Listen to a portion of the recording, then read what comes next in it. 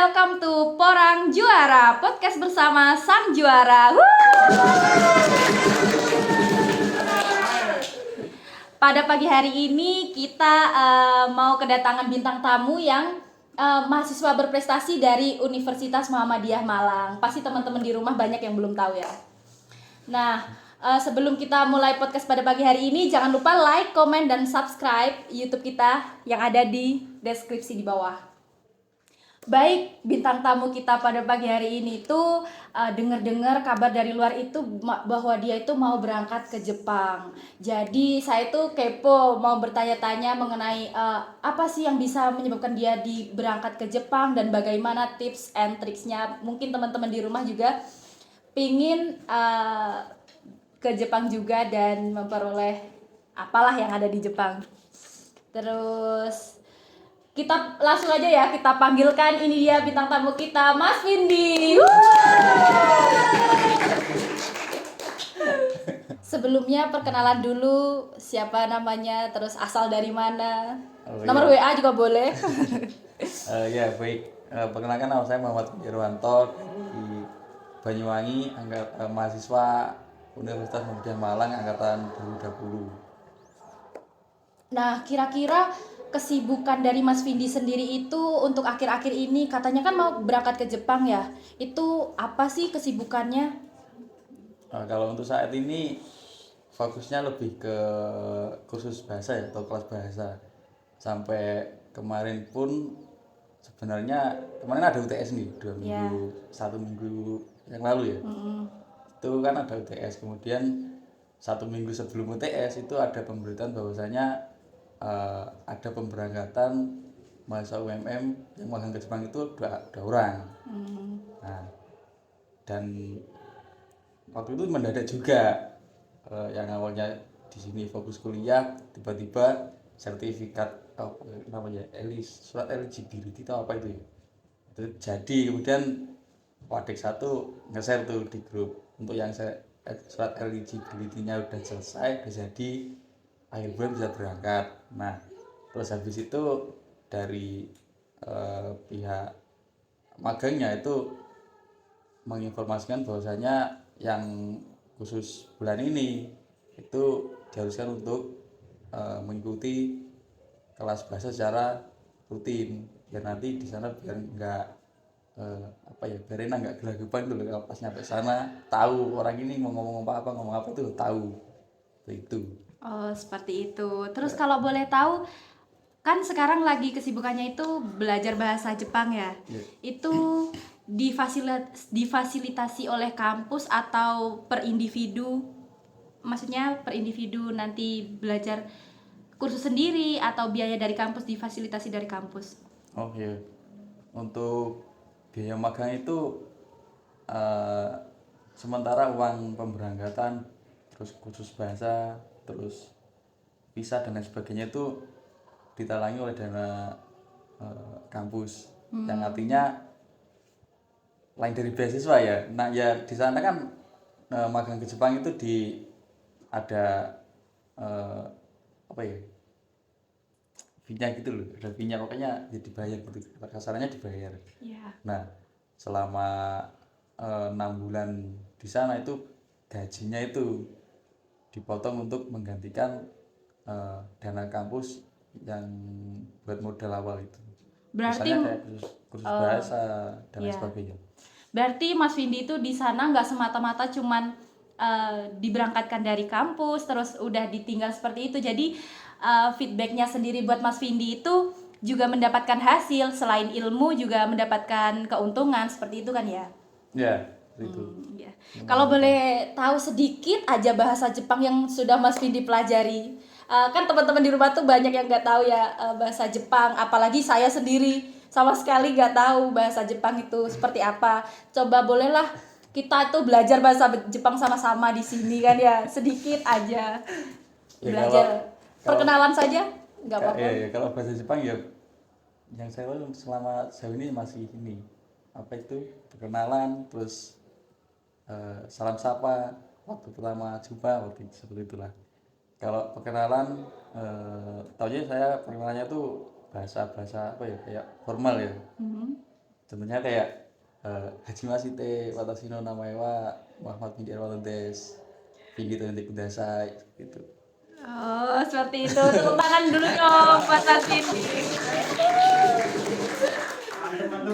Saya saja yang dari tadi tuh ngedengerin Mas Vindi belajar bahasa Jepang itu tuh belum masuk di otak saya. Ya emang sesusah itu loh belajar bahasa Jepang, teman-teman di rumah, dari kalau bisa ya dari kecil sampai dewasa, kalau memang nggak ada kesibukan tuh boleh loh belajar bahasa Jepang, bahasa Inggris selain bahasa Indonesia yang kita punya sendiri, seperti itu ya teman-teman. Baik, kira-kira nih Mas Vindi tuh bisa berangkat ke Jepang tuh alasan dari kampus apa sih memilih Mas Vindi dan teman-teman yang lainnya? Oh. Nah, ini panjang ya, kayak panjang ini prosesnya. Iya, nggak apa-apa, silahkan diceritakan sesingkat mungkin. Jadi waktu itu ada tawaran di salah satu grup kampus gitu kan. Ini siapa yang mau pengen berangkat magang ke Jepang. Jadi sifatnya terbuka sebenarnya, bukan semata itu pilihan dari kampus. Jadi terbuka untuk semua mahasiswa. Nah waktu itu ngisi gitu kan, ngisi kayak semacam draft gitu. Kemudian yang nantinya itu didaftarkan untuk magang ke Jepang. Nanti ngisi tuh CV, namanya CV, ngisi CV. Kemudian eh, adalah seleksi dari pihak Jepang yang disebut dengan wawancara. Ya. Waktu itu pas wawancara itu ada 11 orang kalau nggak salah dari berbagai jurusan. Nah, dari 11 orang itu diwawancara langsung oleh pihak Jepangnya. Jadi yang nyeleksi bukan dari kampus, tapi langsung dari pihak Jepangnya. Nah, waktu itu eh, terseleksi kan, seleksi, kemudian latihan bahasa. Habis latihan bahasa, karena dokumennya yang diurus itu juga lumayan banyak, jadi cukup memakan waktu lah. Nah waktu itu ngurus udah sampai berapa bulan tuh ya, 2 sampai 3 bulan lah, baru ada panggilan kayak semacam surat yang sudah saya jelaskan tadi, eligibility namanya itu. Nah itu eh, sebelum itu sempat ada wawancara 1 kali pas waktu mau pemberangkatan ke Jepang itu, sebelum adanya surat eligibility jadi di wawancara itu lebih menegaskan lagi bahwasanya di sana itu kerjanya seperti ini, apakah siap, seperti itu.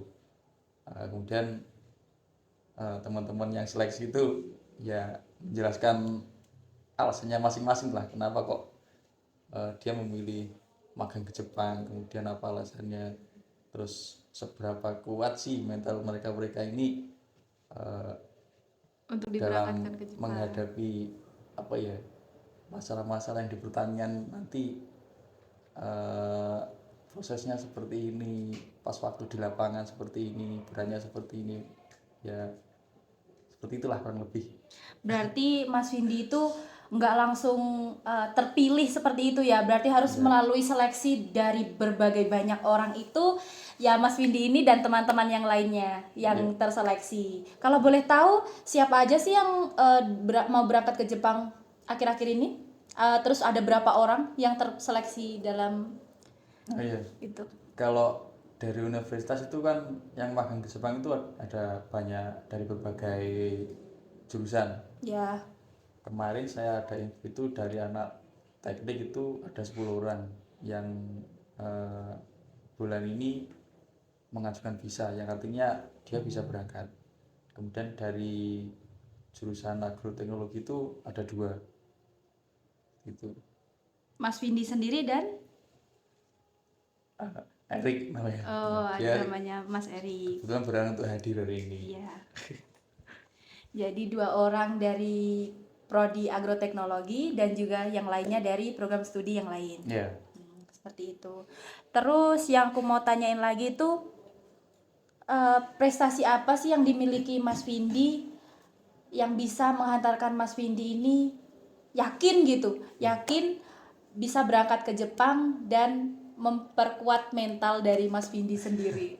Ya, sebenarnya kalau dulu kepingin untuk berangkat ke luar negeri, untuk magang ke luar negeri itu nggak ada pikiran sama sekali ya. Yang penting saya bawa passionku tuh ini loh, ke sini loh. Jadi ya udah aku tekuni saja di situ. Karena saya dari background SMK pertanian juga, makanya insya Allah saya sendiri nggak asing lah sama lapangan-lapangan pertanian keadaannya seperti apa. Sebetulnya ya saya yakin nggak asing dengan problem-problem apa saja, kemudian apa yang harus dilakukan, kemudian yang digunakan untuk alat-alat apa saja, ya saya kira sudah nggak asing. Nah, seperti Gitu itu ya. kan. Jadi saya sendiri tuh baru tahu kalau Mas Vindi itu ternyata alumni dari SMK Pertanian, teman-teman. Nah, terus kan Mas Vindi ini udah mau berangkat ke Jepang tuh. Pastinya kan untuk kuliahnya di Universitas Muhammadiyah sendiri itu jadi terganggu dan mungkin beberapa tahun nanti akan berada di Jepang. Kira-kira setelah Mas Vindi berangkat ke Jepang itu bagaimana perkuliahan Mas Vindi yang di Universitas Muhammadiyah Malang dan berapa tahun Mas Vindi itu berada di Jepang? Nah, jadi program magang ini kan diharuskan selama 1 tahun. Nah, Ya. jadi untuk perkuliahan itu harusnya kan ada mata kuliah yang harus ditempuh di semester, kalau semester 5 dan 6 lah. Ya. Nah itu saya sudah mengajukan ke pihak prodi untuk mengkonversi mata kuliah semester 5 dan 6, dan itu sudah di ACC dan disetujui. Jadi selama 1 tahun berarti kan ada 2 semester yang harus dikonversi. Nah itu sudah saya ajukan, kemudian juga sekolah itu di ACC. Oh, berarti nanti itu Mas Vindi akan mengkonversikan hasil dari Mas Vindi ke Jepang itu untuk hasil mata kuliah dan di semester 5 dan 6. Iya. Berarti nanti kalau sudah selesai dari Jepang, Mas Vindi balik lagi ke Indonesia, langsung otomatis tinggal mengerjakan skripsi atau bagaimana? Pasti teman-teman di rumah juga pengen tahu kan ya? Iya. Nah, jadi tentang skripsi itu masih abu-abu ya.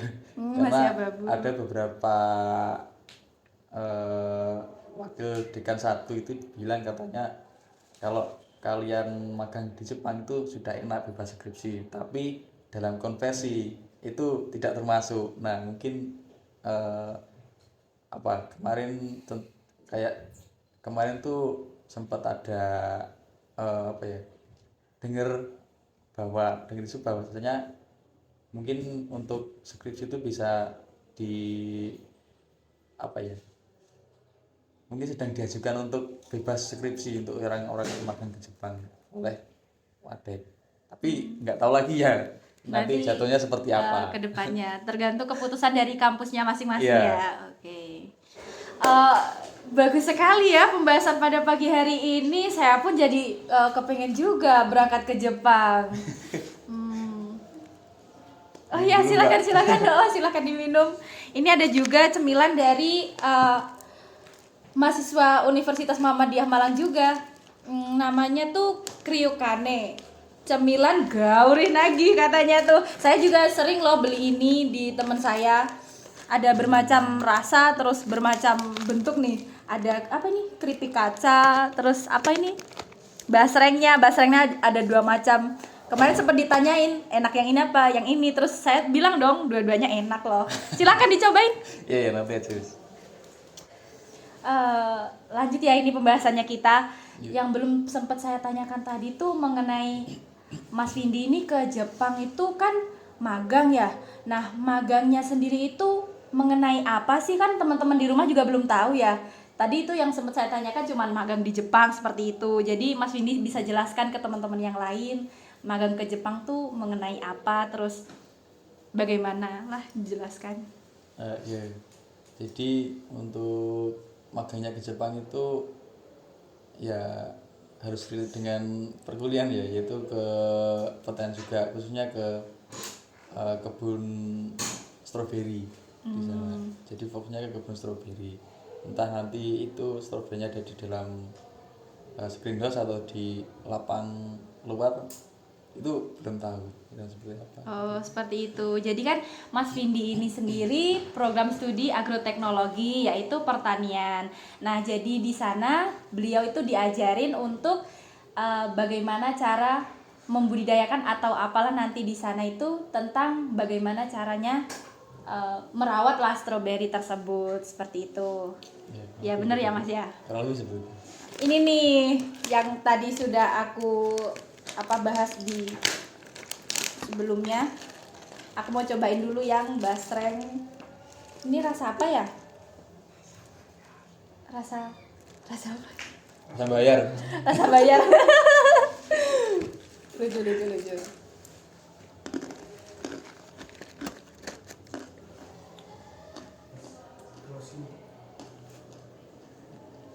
Enak sekali loh jajanannya, jangan lupa dibeli ya teman-teman. Nanti untuk nomor WA-nya atau nomor teleponnya bisa di link deskripsi. Nah, itu tadi cerita dari Mas Vindi mengenai bagaimana dia bisa berangkat ke Jepang dan ke Jepang itu untuk ngapain saja. Pasti teman-teman juga banyak yang masih bertanya-tanya mengenai hal itu ya. Nah, terima kasih banyak ini untuk kedatangan Mas Vindi. Saya ucapkan terima kasih dan see you next video. Thank you. Dadah dulu dong Mas ke kamera.